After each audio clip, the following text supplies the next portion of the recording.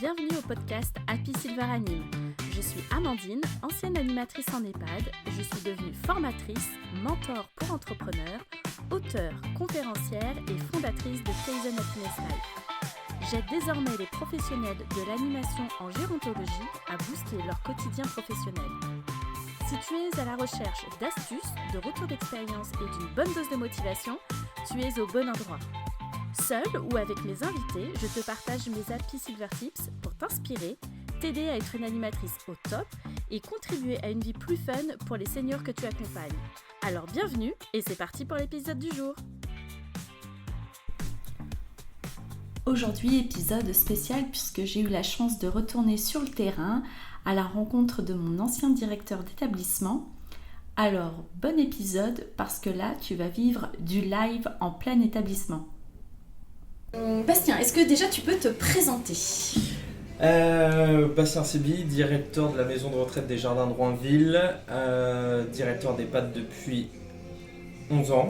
Ouais. Depuis 11 ans, ici à Roinville depuis bientôt 5 ans. Oh, déjà ? Oui.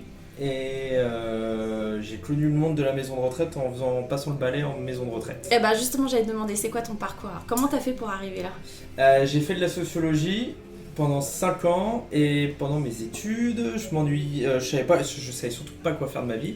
Et j'ai fait pendant mes études, pendant un été, j'ai découvert la maison de retraite en tant qu'ASH, en agent hôtelier. J'y suis allé à reculons, mais vraiment parce que je voulais surtout pas travailler avec des vieux. Je fais exprès. Quand j'ai découvert, la première fois que je rentrais dans la salle de restaurant, je baissais les yeux parce que je connaissais pas la vieillesse. J'avais pas connu mes deux grands-pères et mes deux grands-mères étaient dans la force de l'âge encore, donc je connaissais pas la dernière étape de la vieillesse, donc ça a été très compliqué au départ.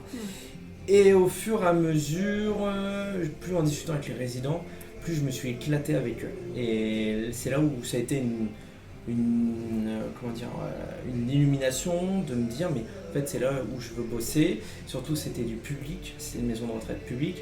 Et il y avait tellement de choses à faire et que l'animatrice ne faisait pas, que les gens autour, le décor, l'environnement, les chambres, il n'y avait pas tout ce que je pouvais imaginer en EHPAD.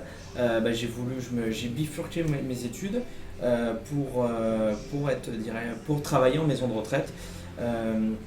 J'ai d'abord été adjoint et responsable hôtelier pendant 3 ans et après j'ai eu ma première expérience de directeur à la résidence Médicis à Viry-Châtillon. Ok. Voilà. Et alors groupe de musique. Cette première expérience de directeur ? Ouais. Très très enrichissante, très compliquée au départ parce que c'était une des meilleures maisons de retraite. Il y avait un directeur qui était complètement différent de moi, qui était une très belle résidence et c'est compliqué de se dire c'est une Formule 1, expression que tu connais bien, que j'utilisais régulièrement. L'EHPAD est une Formule 1, il va falloir que je maintienne ce niveau-là. Quand on est un jeune directeur, en plus j'avais 26 ans, avec des familles qui ont peur, parce qu'en plus j'ai pas le gabarit on passe d'un grand directeur à un petit directeur d'1m64 qui a une tête d'enfant. Tout ça c'était un peu angoissant au départ, de se dire mais est-ce que je suis vraiment fait pour ce boulot ? Et au final, j'ai pu faire mon équipe, ça a pris du temps quand même, mais quand je suis parti au bout de 7 ans, c'est ce que je vous avais dit, parce que je vous avais dit aujourd'hui vous n'avez plus rien à m'apprendre et moi j'ai plus rien à vous apprendre, donc il faut qu'on se sépare, et on s'est séparés dans le bon sens du terme, mais j'étais très content d'avoir une équipe à mon image et où c'était moi qui étais à leur image, je ne sais pas... mais moi c'est ce que je dis toujours, c'est que grâce à toi, grâce à l'équipe que tu as montée, moi c'est la meilleure expérience que j'ai pu vivre sur le terrain en fait, parce qu'on va vraiment parler de l'animation, parce que voilà, moi c'est les personnes que j'accompagne. Quelle vision toi déjà t'avais avant d'arriver de l'animation ? Waouh, là il faut que je remonte il y a 7 ans. L'exemple même c'était le blog qu'on avait fait ensemble. Moi, j'adore l'animation et pour moi, c'est une porte ouverte, c'est la porte ouverte.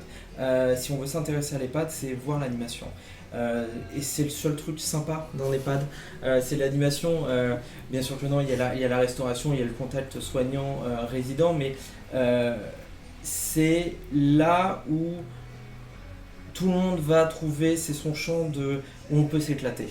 Encore une fois, ça va être le mot que je vais utiliser régulièrement durant l'entretien, c'est où on peut s'éclater. Et c'est le moment, que ce soit la soignante, le résident, l'animatrice, le directeur, tout le monde peut trouver un moment de s'éclater en animation. Et je me souviens qu'on avait discuté tous les deux, je t'avais rencontré pour la première fois, et j'avais dit mais vous faites des trucs super bien, mais où on les voit? Et tu m'avais dit dans le journal une fois par trimestre. Mais non, c'est pas possible. Et donc on avait créé un blog. Tu avais créé un blog, on en avait parlé tous les deux, mais tu avais créé le blog parce que c'était pas normal que les familles ne sachent pas ce que tu proposes aux résidents. Et surtout les familles à chaque fois disaient ah ouais, mamie s'emmerde, tonton il fait rien. Bah non, tonton il était il y a 10 minutes au restaurant avec ses voisines, mais vous le voyez pas. Vous le voyez pas. Donc on avait créé ce blog et ça avait été le siège de Domusée avait fait un peu la tronche au départ.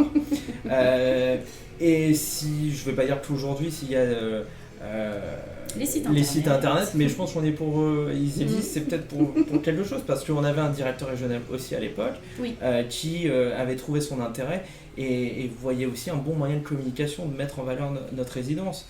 Et c'était super bien parce on voyait les statistiques, on avait la petite fille qui était en Papouasie ou à Tahiti qui voyait ce que faisait sa grand-mère.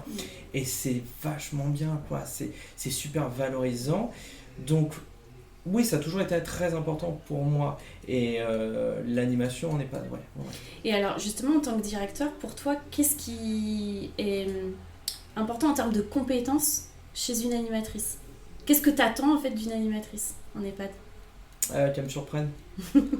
Mais j'ai connu que 2 animatrices, 3 quand j'étais adjoint, mais je vais te citer toi et Julie. Vous avez 2 caractères très différents, vous êtes à l'opposé.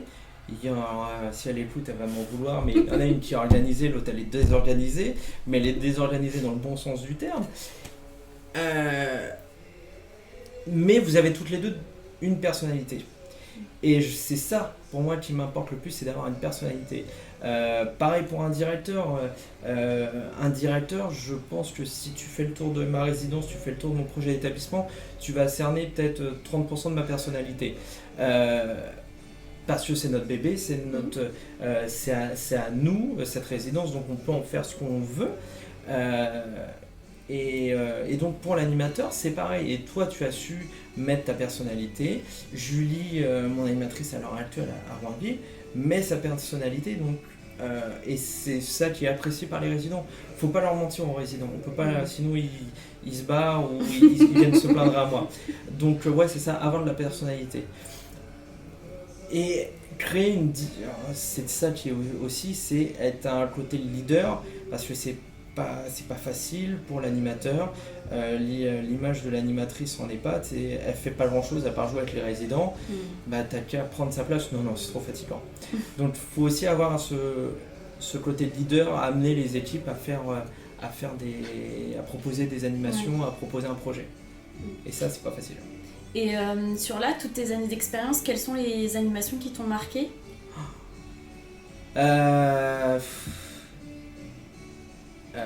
Je dirais le graphe qu'on avait fait à Viry.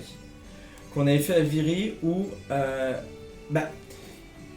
c'est là je vais finir en prison avec ce que je veux dire, mais on a fait des animations, que ça soit ici à Roinville ou ici ou à Viry, où à un moment donné ça aurait pu vriller. J'ai 3 exemples. Quand on a fait le graphe à Viry il y a maintenant bientôt 10 ans, on avait une mission qui était de faire graffer notre centenaire qui avait 102 ans, et on la regarde au loin tous les deux, et on la voit qui manipule la bombe et prend un coup de bombe dans la main. Et en appuyant sur la bombe, elle avait oublié que la visée était dirigée vers sa main, et donc elle a pris la peinture sur la main. Elle aurait pu se la prendre dans les yeux, voilà. Donc ça aurait pu mal se finir. Mais ce fut une journée magnifique. Parce que je me rappelle, on avait une résidente qui venait d'Égypte, classe sociale très UP, très classe sociale plus, qui m'avait dit: je ne connaissais pas ce que vous m'avez présenté là pendant une journée, j'y retournerai peut-être jamais, mais j'ai vécu une journée de dingue. Et ça, c'est le plus beau compliment qu'on puisse me faire. Deuxième journée, c'était sur la réalité virtuelle, où là, notre infirmière coordinatrice a débarqué dans la salle parce qu'on avait un résident qui était aussi fou que nous, qui voulait faire de la réalité virtuelle, voulait tester les montagnes russes. Il a testé jusqu'au moment où il avait les lèvres violettes. Oui, mais alors, à ma décharge, c'est l'animateur de l'entreprise. Non, c'est lui, c'est le résident qui a voulu. Qui a réussi à le convaincre. Voilà, bah oui, parce que résident... c'était pas prévu comme ça. C'était le résident qui a voulu. Et nous, on voyait qu'il adorait, qu'il kiffait son moment. Et l'IDEC a débarqué et a dit: mais ça va pas à la tête, regardez ses lèvres. Et il était bleu, il était à 2 doigts de faire un arrêt cardiaque. Voilà, donc ça aurait pu vriller une deuxième fois. Et le lendemain, j'étais de permanence et je travaillais. J'étais à l'accueil et j'entends une résidente. Donc, je sais pas quel âge elle avait à l'époque, mais et elle discutait avec son petit-fils. Alors à l'époque, la réalité virtuelle n'était pas. C'était pareil, c'était il y a 7-8 ans, c'est pas démocratisé. Et elle parlait de ce qu'elle avait fait la veille à son petit-fils, et son petit-fils avait la bouche comme dans Tex Avery, il avait la bouche sur les genoux, grande ouverte, et il était dégoûté. Il était dégoûté de voir que sa grand-mère l'avait devancé sur la réalité virtuelle. Et ça, les yeux qu'il avait, ce jeune homme, c'était ma plus belle victoire de me dire: sa grand-mère l'a surprise. Sa grand-mère, à ses yeux, elle a peut-être rajeuni de 30 ans. Et ça, j'étais super fier. Et voilà, et après la troisième, ça va être la flamme olympique qu'on a organisée dans le cadre des JO, où on s'est baladé en vélo avec nos résidents. On a fait 20 km en vélo adapté, et ça a été un échange. Donc il y avait les soignants, il y avait des soignantes, il y avait 4 résidents à nous, on était avec une autre résidence, mais il y avait 4 résidents. C'était un projet interétablissement. Ouais, c'était un projet interétablissement. Il y avait 2 cuisiniers, il y avait l'agent de maintenance qui faisait le gendarme de service qui bouclait les rues alors qu'on n'avait aucune autorisation.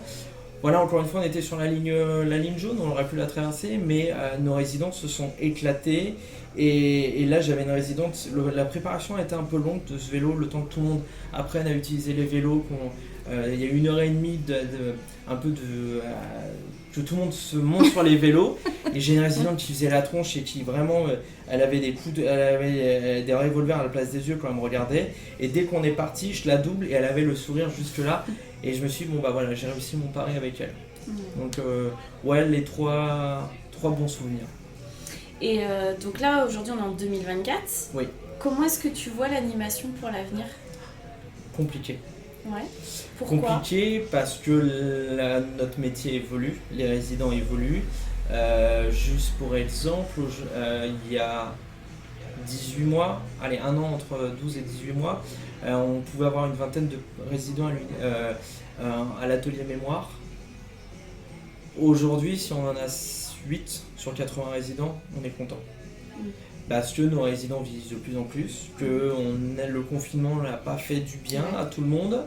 Il y a certains qui viennent très jeunes, 70, 75 ans, et dans un état très compliqué, et on ne peut pas leur proposer l'animation traditionnelle, et on va avoir des résidents qui sont en soins palliatifs, donc ça devient...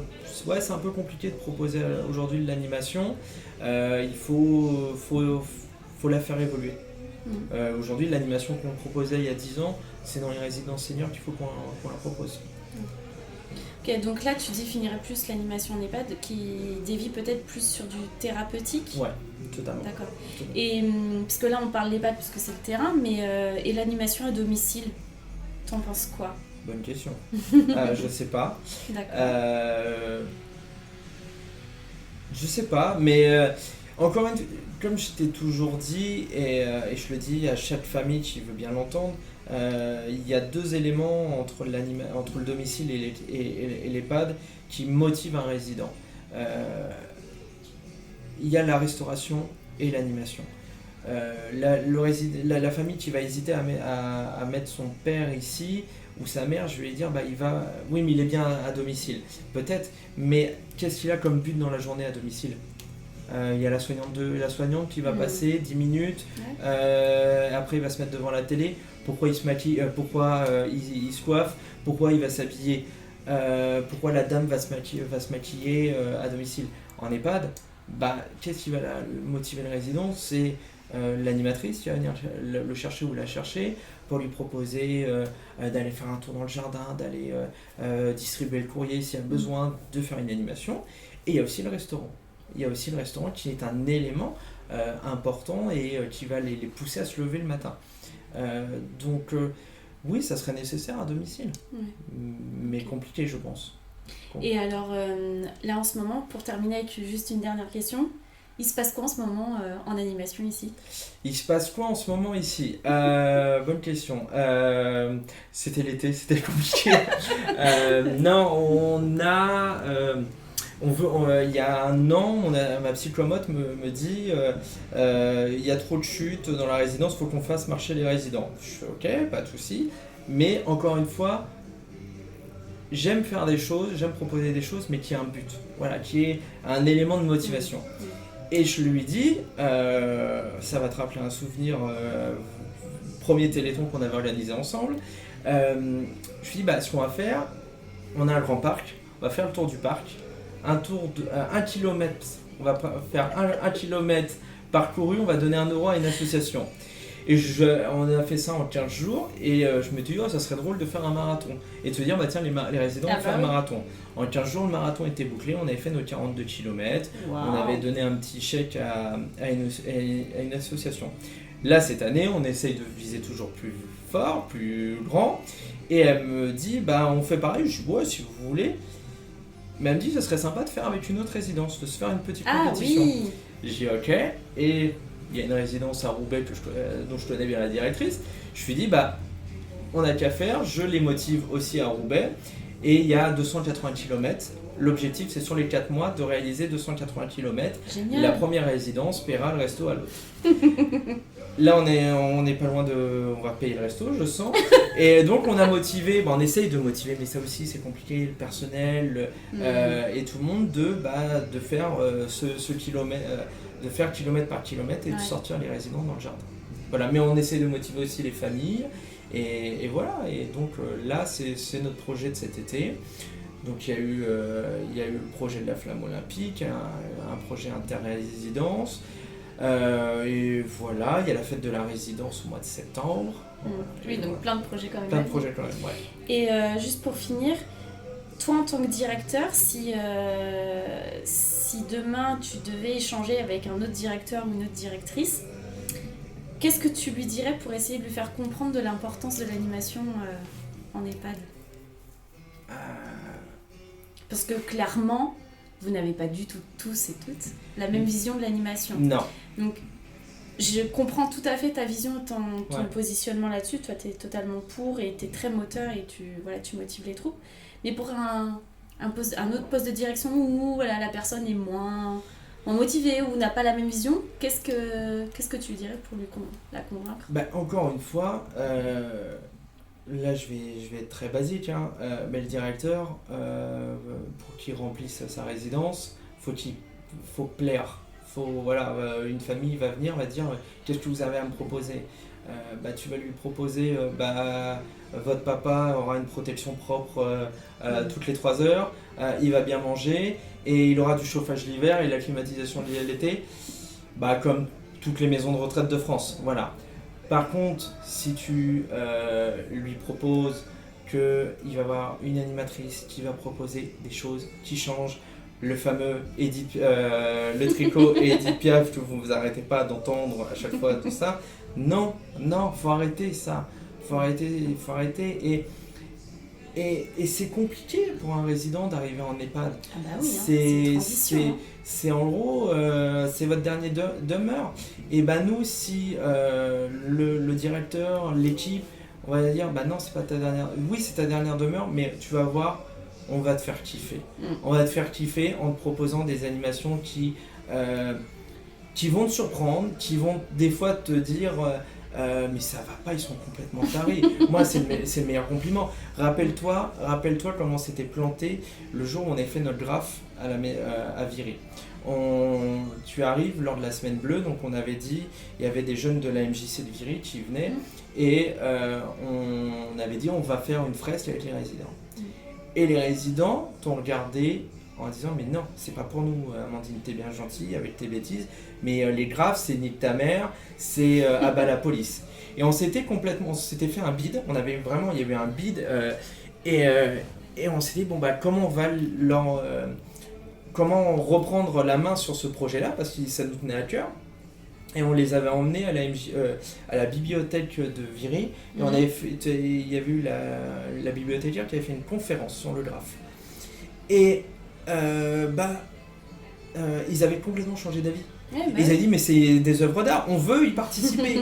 Et ils se sont éclatés. Et donc voilà, c'est c'est leur montrer au directeur que l'animation c'est vraiment ce moment où on peut s'éclater et on peut faire changer l'image de notre EHPAD. Ouais, complètement. Donc voilà. Merci beaucoup Bastien. Et c'est gentil. Quel mot pour finir, qu'est-ce que tu as envie de faire passer comme message si tu devais passer un message à des animatrices? Il faut écouter la petite voix qu'il y a dans la tête. Ça fait du bien. Non, faut pas qu'il y ait de barrière. Ouais. Faut pas qu'il y ait de barrière Oui, parce que le directeur sera toujours là pour vous recadrer, pour vous calmer dans vos ardeurs. Et rappelle-toi, nos meilleurs projets, et encore aujourd'hui, nos meilleurs projets, on les a pas faits autour du bureau lors d'un temps de réunion. Non. Nos meilleurs projets, on les a faits le midi quand on discutait. Quand on se racontait nos week-ends et de se dire, et si on le transposait en EHPAD? Ouais, complètement. Un exemple là, on fait un jour, mon animatrice me parle qu'elle fait des rhums arrangés le week-end. Et je lui dis, mais pourquoi on a un intervenant extérieur qui fait des jardins thérapeutiques, pourquoi on ne proposerait pas à nos résidents de faire des rhums arrangés lors d'un atelier? Et le dimanche, le dimanche, on leur sert ce rhum arrangé. Ouais. Et que dans leur verre, ils disent, ça c'est moi qui l'ai fait, c'est pas le tir, c'est moi qui l'ai fait. Et voilà, et ce projet-là, on l'a pas fait durant le temps d'une réunion, on l'a fait le temps d'un repas où on est. Et c'est ça aussi, vraiment, tout ce que le conseil que je devais vous donner, c'est tout ce que vous aimez dans la vie, essayez de vous dire comment je peux le transposer en EHPAD. Et c'est ce que j'essaie de faire au quotidien. C'est pour ça qu'il y a des graphes. Il y a des graphes dans ma résidence, c'est pour ça qu'on a fait une conférence sur le tatouage, parce que c'est des trucs en me disant, tiens, si je le faisais en EHPAD. Donc, voilà. Top. Merci beaucoup. De rien. Merci d'avoir été là, d'avoir écouté cet épisode de podcast. N'hésite pas à t'abonner et à me laisser un 5 étoiles. Et je te dis à bientôt pour un prochain épisode. Bye!